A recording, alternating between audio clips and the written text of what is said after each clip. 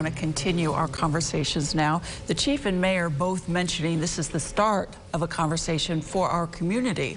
News Channel 9's Jeff Kulikowski joins us now. Jeff, does he have advice for anyone pulled over in a traffic stop in the city? Well, Rod, Christy, Andrew, this is absolutely an opportunity to grow for all of us here. And specifically, the chief says there are things that are going to be worked into SPD policy and training. But he also, Chief Buckner, lays out what to do and not to do in a traffic stop if you're in the car.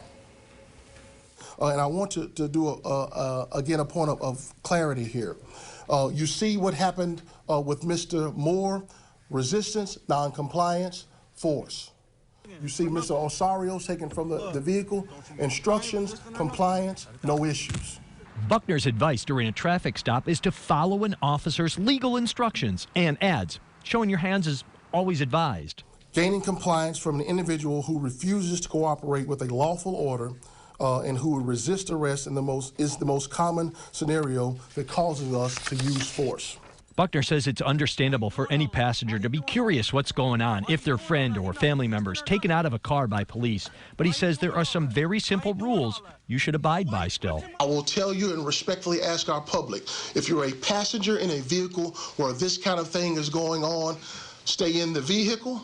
Keep your hands exposed to where the officer can see them, and please do not do anything that would lead the police to believe that you are a part of the problem that we're dealing with here on the ground, or that you pose a threat in the vehicle that we've yet to secure and that we've yet to determine what's in that vehicle. Please do not do those kinds of things. And while it is your First Amendment right to record a stop, there are reasons why an officer will take your phone. We're never going to deal with you until I know who you are, what you're doing with anything in your hands. That's law enforcement 101. Everyone knows it. Everyone understands why it's important. And we're not going to allow you to have anything in your hands until I can figure out who you are and what you're doing. And Chief Buckner also points out that despite rumors the passenger's phone was not broken in this incident, there's actually video evidence that they showed us today where it rolled for minutes after it was taken away before finally being shut off. Christy.